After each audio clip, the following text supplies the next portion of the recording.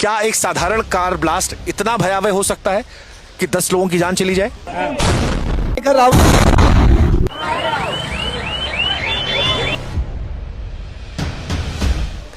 या इसमें वो आतंकी कनेक्शन है, इस गाड़ी का आतंकी कनेक्शन है, उस नदीम का आतंकी कनेक्शन है, उस सलमान का आतंकी कनेक्शन है, उस डॉक्टर का आतंकी कनेक्शन है। एक इंसान जो कभी जिंदा था, जिसके सीने में धड़कन थी, जो कभी सांसें ले रहा था, अब वो सिर्फ मांस के टुकड़ों में रहकर रह गया है। हम जिधर जा रहे हैं उधर कुछ ना कुछ तस्वीर ऐसी आ रही है जो दिल को झकझोर देने वाली है। और बार बार ये तस्वीरें जब हम देखते हैं, ये टुकड़े हम देखते हैं, तो मन में ये सवाल आता है, क्या ये सिर्फ एक साधारण कार दुर्घटना थी? लाल किले को इसलिए चुना गया क्योंकि लाल किला एक ऐसी जगह है जहां पर भीड़ भाड़ ज्यादा होती है। क्या ये फिदाइन हमला था जिसमें अंदर बैठे हुए लोगों ने खुद को उड़ा लिया, या फिर ये उस इजरायली एम्बेसी के बाहर जो घटना हुई थी जिसमें बम लगा दिया गया था, उस मॉडल पर घटित हुई घटना थी? 9 डॉग मारे गए हैं, अंदर बोला गया था कि 5 डॉग हैं। अभी क्या है ना, इंसान को ले गए, उनका ट्रीटमेंट हो जाएगा, बट डॉग छुप जाएंगे।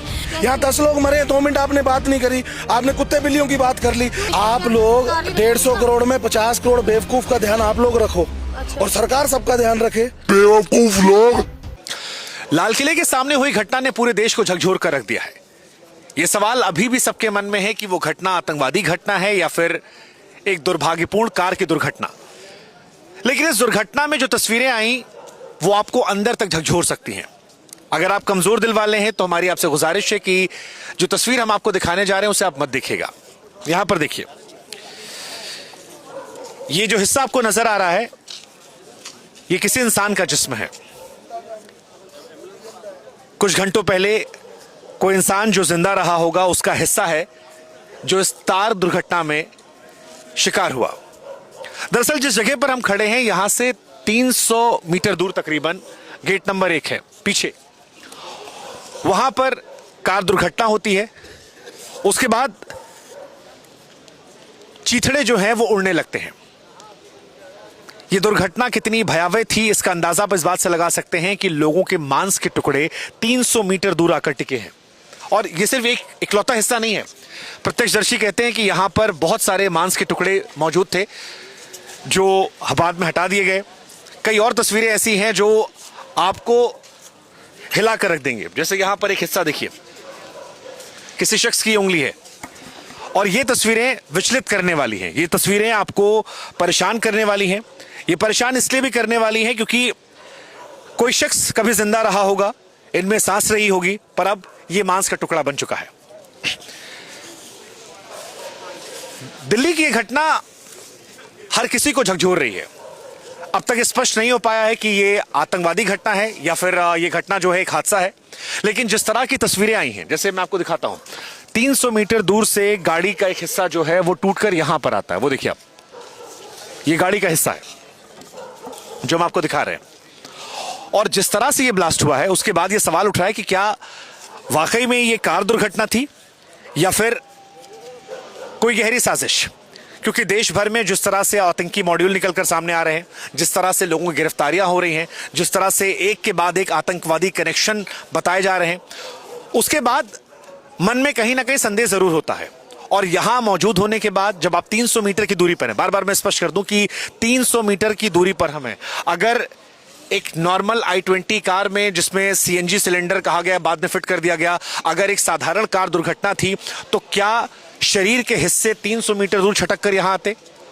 क्या हाथों की उंगलियां टूटकर वहां गिरती? ये 300 मीटर दूर कार का हिस्सा है।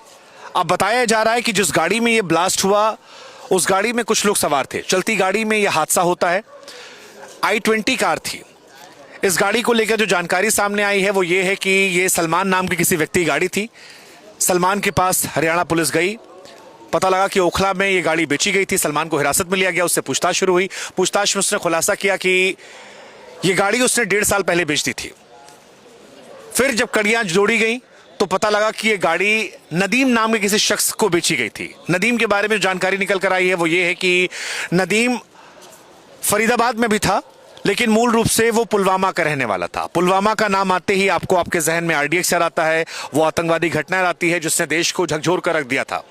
वो घटना जिसको लेकर आज भी कई सारे सवाल जिंदा है। पुलवामा का कनेक्शन क्या आतंकवादी कनेक्शन है या ये महज एक कोइंसिडेंस है, ये अपने आप में एक सवाल है। लेकिन यहां मौजूद लोग बार बार ये सवाल पूछते हैं कि क्या सीएनजी कारी घटना इतनी बड़ी हो सकती है कि 300 मीटर दूर तक ये परखच्चा पड़ा रहे? क्या ये केवल इत्तेफाक है कि फरीदाबाद के अंदर ही आईडी मिलता है और उसी फरीदाबाद में वो तारिक मिलता है जिसका कनेक्शन इस गाड़ी से होता है जो मूल रूप से पुलवामा का रहने वाला है, या फिर फरीदाबाद में वो गिरफ्तारी का तारिक से कोई कनेक्शन है? वो जो कार्रवाई गुजरात एटीएस ने की थी उसका कनेक्शन है? वो पिछले 3-4 दिनों में जो कार्रवाइयां हुई हैं क्या उनका कोई कनेक्शन है? ये सवाल बड़ा महत्वपूर्ण हो चला है और इसी सवाल को लेकर जांच जारी है।